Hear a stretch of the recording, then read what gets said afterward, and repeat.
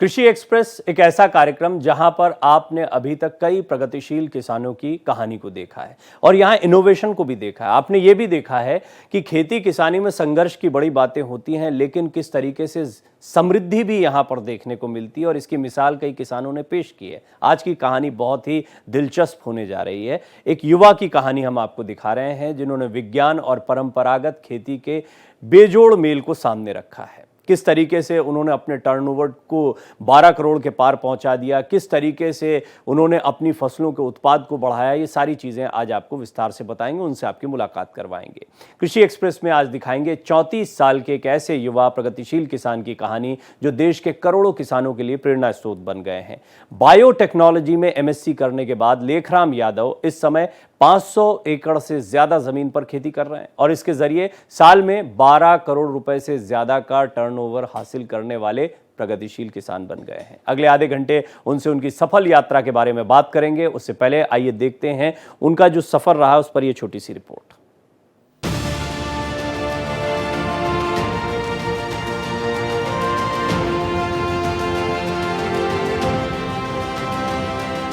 राजस्थान में कोटपुतली के रहने वाले लेखराम यादव ने बायोटेक्नोलॉजी में एमएससी करने के बाद देश के आम नौजवानों की तरह नौकरी करने की सोची। इसके लिए लेखराम ने दिल्ली से सटे गुड़गांव का रुख किया। यहाँ 6.5 साल तक NABL की लेबोरेटरी में नौकरी करने के बाद लेखराम को लगने लगा कि इस काम के लिए वो नहीं बने हैं। महानगर की आबोहवा उन्हें गाँव का रुख करने के लिए मजबूर करने लगी।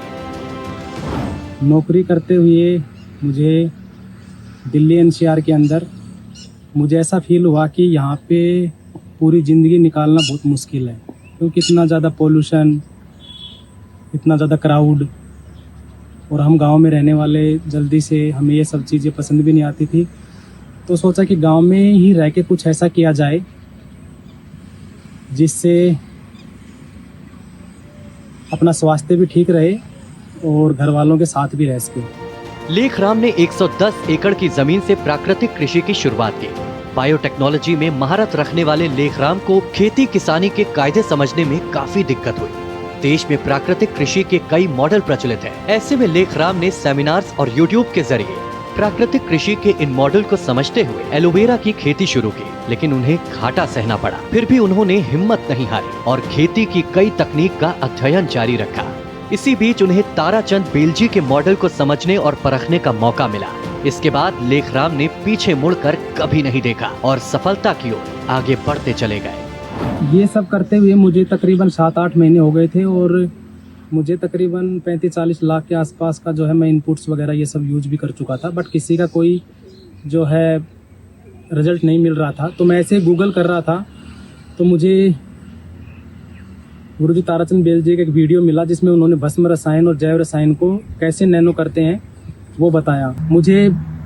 मैंने तुरंत जो है बायोएंजाइम और भस्म रसायन बनाने डाला और जैसे वो तैयार हुए और उनको मैंने अप्लाई किया अपनी क्रॉप्स के अंदर, तो बहुत ही अद्भुत रिजल्ट मिले मुझे। राजस्थान और गुजरात में 500 एकड़ से ज्यादा की भूमि पर खेती करने वाले लेखराम इस समय देश भर के किसानों के आदर्श बन गए हैं। आज के समय देश के अनेक इलाकों से किसान उनके मॉडल को समझने के लिए आते हैं। यही नहीं, कृषि विश्वविद्यालयों के छात्र छात्राएं भी उनकी खेती की तकनीक को देखने आते हैं। लेखराम का मानना है कि खेत में अग्निहोत्र करने से फसलों और भूमि पर बहुत ही सकारात्मक प्रभाव पड़ता है। उनका मानना है कि अग्निहोत्र करने से भूमि का पंच महाभूत संतुलित होता है और उत्पादन में भी सकारात्मक प्रभाव पड़ता है। लेखराम का मानना है कि किसान अगर खुद ही अपने उत्पाद का प्रोसेसिंग और मार्केटिंग करे तो बिचौलियों का मुंह नहीं देखना पड़ता और अच्छे पैसे भी मिलते हैं।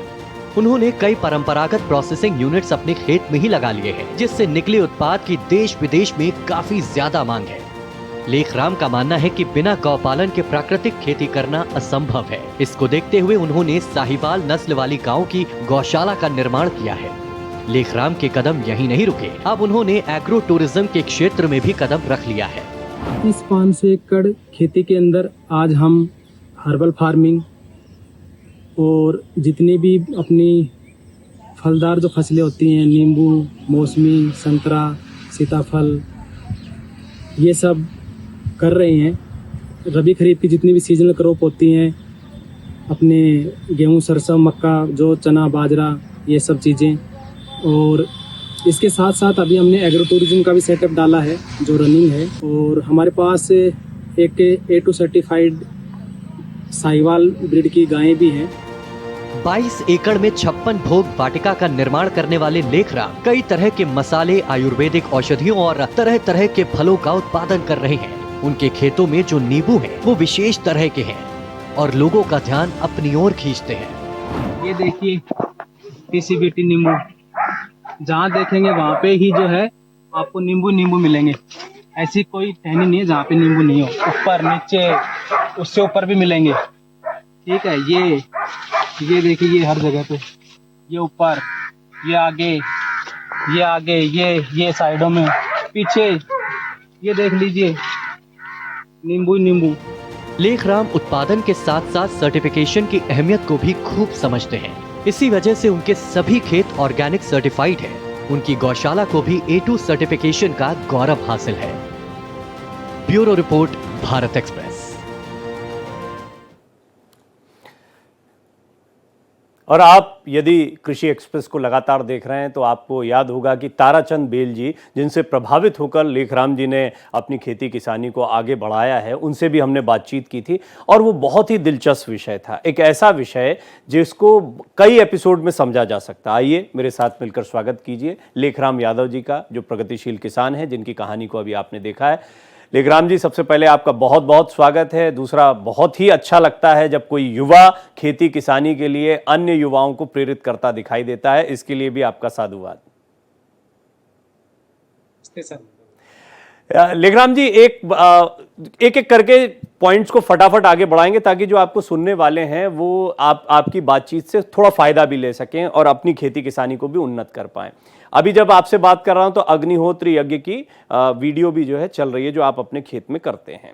आप बायोटेक्नोलॉजी से MSc कर चुके हैं, आप गुड़गांव में काम करते थे। आपको कहीं ऐसा भी लगा, क्योंकि अनुभूत सत्य अनुभूत होता, अब तो आपने अनुभूति कर ली, आपने करके देख लिया, उसके फायदे भी देख लिए हैं, तो अब आपका भरोसा बैठ गया। लेकिन शुरुआत में कुछ असमंजस हुआ था कि ये सारी चीजें करने से भी क्या खेती किसानी पनप सकती है? बिल्कुल सर, आप जो बोल रहे हो वो मेरे दिमाग में आया था कि चलो वो तो भस्म रसायन और जैव रसायन है जो TCBT के फॉर्मूले हैं, बट मुझे अग्निहोत्र पे डाउजिंग पे थोड़ा शक था। तो मैंने जो है गुरुजी को 1 साल तक इस चीज को मैंने एनालिसिस किया कि रियल में यार ऐसा होता है क्या। तो ये करते करते मुझे कुछ कमी लगी कि खेत में जरूर कुछ ना कुछ कमी हो रही है। तो गुरुजी ने मुझे बताया कि उनका जब फर्स्ट विजिट था तो उन्होंने कुछ कमियां थी, तो उन्होंने मुझे बताया कि आप अग्निहोत्र नित्य करो तो ये जो मक्खियां और ये सब है ये नहीं रहेगा। तो मुझे ऐसे मजाक सा लगा कि पता नहीं ऐसा है भी या नहीं भी। फिर इसके बारे में मैं थोड़ा सा मैंने लिटरेचर पढ़ा, गुरुजी के जो सूक्ष्म ज्ञान है गुरुजी का उसके बारे में पढ़ा, तो मुझे पता चला कि सच में ये जो हम जो फिजिकल दुनिया देख रहे हैं इसमें और जो घटित होता है उसमें दिन रात का अंतर है। और मैंने जैसे ही ये शुरू किया अग्निहोत्र, तो रियल में मैं आपको बताता हूँ 50% तो अग्निहोत्र की हिस्सेदारी है खेती में और बाकी का हिस्सेदारी और चीजों की है। हमारे खेतों में जितने भी खेत हैं कंपलसरी है अग्निहोत्र होना ही होना है, चाहे कुछ भी होए, ये कंपलसरी है।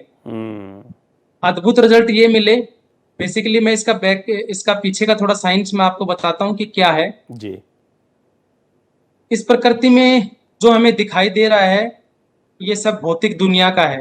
जैसे पेड़ पौधे बड़े हो रहे हैं, बच्चा बड़ा हो रहा है, पर बच्चे के अंदर जो सेल डिवीजन होता है, जो ऑर्गन डेवलप होते हैं, ऐसे ही प्लांट्स के अंदर जो है सीड से जो है छोटा पौधा बनता है, लीफ बनती है, फिर जो है, तो ये पूरा एक एनर्जी साइंस है जिसको हम क्वांटम वर्ल्ड की जो हम बात करते हैं, क्वांटम फील्ड की जो बात करते हैं, वो अग्निहोत्र जो है अपने खेतों में प्रोवाइड करता है।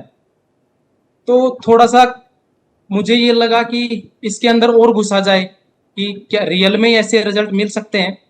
तो इसके अंदर जब मैं गया तो मुझे क्वांटम वर्ल्ड से रिलेटेड कई ऐसे जो है लिटरेचर मिले जहाँ पे ये बताया गया है कि एक अबोध बालक जिसका IQ लेवल कुछ भी नहीं था और वो जो बालक है क्लास से निकाल दिया जाता है और वो एक बहुत बड़ा साइंटिस्ट बन जाता है। ऐसे ही 4th स्टेज का जो है कैंसर होता है, और डॉक्टरों के मना करने के बाद वो जो पेशेंट है वो ठीक हो जाता है। तो इस प्रकृति में ऐसी कोई ना कोई चीज है जो बहुत ही नैनो में या जो ऑटो सेकेंड्स के अंदर होती है, वो मतलब कि अपने को सूक्ष्म आंखों से दिखाई नहीं देती है, ये पर बड़ा रियल में ये ऐसी कोई एक चीज ऐसा है विषय जिसे है, हम एक ये तरह से एनर्जी लेखराम जी बोलेंगे। ऐसा विषय है जिस पर हम बहुत गंभीरता से बड़ी लंबी बातचीत कर सकते हैं, क्योंकि ये अपने आप में सूक्ष्म जगत जो है अपने आप में एक बड़ा गूढ़ विषय है। और इस पर निश्चित तौर पर कभी आप लोगों के साथ में ताराचंद जी भी हों, आप भी हों, आपके अनुभव के साथ में विस्तार से बात करेंगे। आज किसान भाई भी आपको सुन रहे होंगे, तो अब हम सीधे फटाफट अगले पहलुओं पर जाते हैं। सबसे पहले तो अग्निहोत्र क्या है, कैसे करते हैं, और क्या इसको बहुत सीखने की जरूरत है या कुछ बेसिक्स हैं जो आप बहुत संक्षेप में अभी जो भी किसान भाई आपको सुन रहे हैं और प्रयोग करना चाहें तो वो प्रयोग कर सकते हैं? जी सर, बेसिकली क्या है, अग्निहोत्र के 5 ही रूल हैं। ये एक टाइप से हवन ही है, इसमें कोई नहाना धोना नहीं है, कोई जैसे ये अपने धर्म से रिलेटेड या इस तरीके से रिलेटेड कुछ भी नहीं है। ये पूरा अपना वैदिक साइंस है। इसके 5 रूल क्या है? फर्स्ट रूल तो यही है कि पात्र का साइज परफेक्ट होना चाहिए, क्योंकि डॉक्टर रामेश्वर मिश्र जो गुरुजी के गुरुजी रहे हैं, उन्होंने 25 साल इस पात्र के ऊपर काम किया कि किस साइज में, किस लेंथ, विड्थ और हाइट में जो है जो भस्म बनती है वो एक्टिवेट होती है, क्योंकि एक्टिवेट भस्म ही जो है वही काम की है, अदरवाइज वो राख ही है अपने लिए। पहला है कि पात्र का साइज परफेक्ट होना चाहिए। दूसरा, देसी गौ माता के कंडे होने चाहिए, क्योंकि देसी गौ माता के कंडों में ही फॉर्मलिन, फॉर्मल्डिहाइड, बीटा प्रोपिलीन और ऑक्सीजन गैसें निकलती हैं। ये सारी गैसें जो है फील गुड हार्मोन सीक्रेट करती हैं, वहां के जो है एक ओरा की ऐसा ओरा क्रिएट करती हैं जहां पे नेगेटिविटी रहती ही नहीं है। जी। तीसरा जो रूल है, चावल जो है अक्षत होने चाहिए, बिना मतलब टूटे हुए, और देसी गौ माता का ही घी होना चाहिए।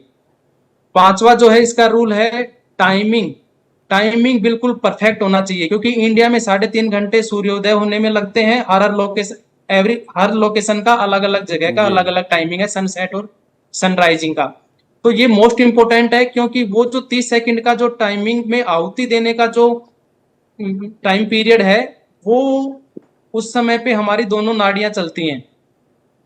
तो ये केवल 5 ही रूल हैं, बाकी इसमें कोई दिशा का कोई चक्कर नहीं है। आप किसी भी दिशा में बैठ के अग्निहोत्र कर सकते हो, कोई नहाना कोई जरूरी नहीं है, आप इसमें कोई नहाने के लिए बाध्य नहीं हो कि आप ये करो।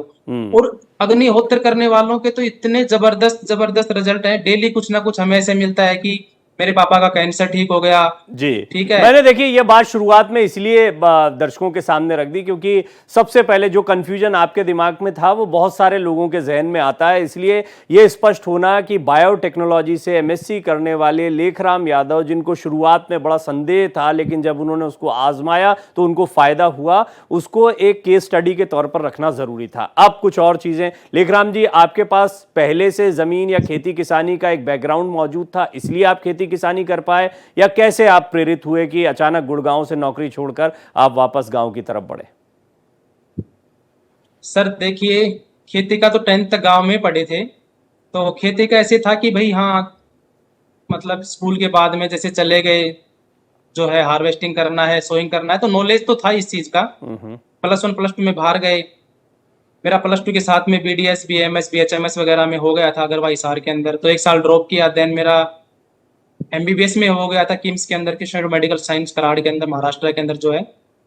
पर वो सब करने के बाद जो है मैंने बायोइन्फॉर्मेटिक्स से MSc किया, बायोटेक से MSc किया, बायोटेक से सॉरी बायो BSc किया बायोइन्फॉर्मेटिक्स से, और MSc किया बायोटेक से। जी। फिर उसके बाद नौकरी लगने के बाद मुझे लगा कि, क्योंकि मुझे थ्रोट में भी जो है थोड़ा सा कैसे प्रॉब्लम होने लग गया था, और पोल्यूशन की वजह से भी मुझे ऐसे लगने लग गया था कि यहाँ पे तो पूरी जिंदगी नहीं कट सकती, क्योंकि वो सारी की सारी सेंसर बेस्ड मशीनें थी और 18 से 22 डिग्री टेम्परेचर पे पूरा काम होता था। तो डिसाइड किया कि गांव में चल के कुछ ऐसा किया जाए। तो जमीन तो हमारी है, पर वो सारी की सारी म्यूनसिपालिटी में है, और मैंने कुछ स्टडी भी किया कि स्मॉल स्केल पे जो है एग्रीकल्चर के अंदर प्रॉफिट नहीं है। तो ये डिसाइड किया कि बड़े स्केल पे कमर्शियल लेवल में या कॉर्पोरेट की जो है फार्मिंग की जाए।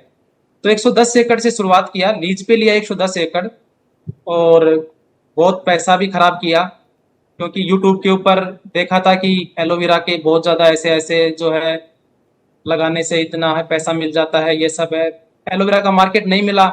सबसे अच्छा काम ये रहा इंटरक्रॉप में जो है लेमन लगा दिए, बाउंड्री पे मालाबार नीम लगा दिए, फिर जो है वेजिटेबल्स में आ गया तो कैश क्रॉप हो गया। तो इस तरीके से फिर गुरुजी ताराचंद बेल जी मिल गए मुझे, और जी बहुत सारी टेक्निकें भी मैंने यूज करी, बहुत सारे प्रोडक्ट भी मैंने यूज करे, पर आज के दिन मुझे नहीं लगता कि टीसीबीटी से बेस्ट कोई टेक्निक है। जी। ये टेक्निक तो आपने जैसे थोड़ा सा समझाया भी, इसको और समझूंगा, लेकिन आपने एक स्टेटमेंट आपका जो आया उसको मैं चाहता हूं कि थोड़ा उन दर्शकों को या उन भाइयों को भी बताइए। जैसे कि मैंने हाइड्रोपोनिक खेती के ऊपर भी काफ़ी बातचीत की है, या हमने मल्टी लेयर फार्मिंग को भी समझने का प्रयास किया। ऐसे कई केस स्टडीज कृषि एक्सप्रेस में आ चुके हैं, और ये छोटे एरिया में भी एक उपज दे सकते हैं। बेशक आप 12 करोड़ का टर्नओवर कर रहे हैं, लेकिन उन किसानों के लिए आप क्या कहेंगे जो छोटे लेवल पर फार्मिंग कर रहे हैं? मैं तो आपके एक नींबू के पेड़ को देख रहा था, उसमें आप दिखा रहे थे पत्तों से ज्यादा नींबू दिखाई दे रहे थे, तो उनके बारे में भी थोड़ा सा आप बात बोले। देखिए सर, मेरा कहना ये है, आप कोई भी किसी भी टाइप की फार्मिंग करो, मल्टी लेयरिंग करो, मल्टी क्रॉपिंग करो, या फिर हाइड्रोपोनिक्स वाली करो, पॉली हाउस वाली करो, पर आप उसमें फॉलो टीसीबीटी को करो। उसका रीजन मैं आपको बताता हूँ। भाई हाइड्रोपोनिक्स कर रहे हैं तो मोस्टली जो टीसीबीटी के जो फॉर्मूलाज हैं वो लिक्विड फॉर्म में ही हैं, जी है ना। जी या जी फिर हम जो है पॉली हाउस में करते हैं तो मोस्टली फॉर्मूला जो गुरुजी के हैं वो लिक्विड फॉर्म में ही है, जिसको हम ड्रिप के थ्रू आसानी से दे सकते हैं। और ये सारे के सारे फॉर्मूला जो हैं ये सुगंधित पुष्टि वर्धनम पे आधारित हैं, और ये नैनो टेक्नोलॉजी बेस हैं।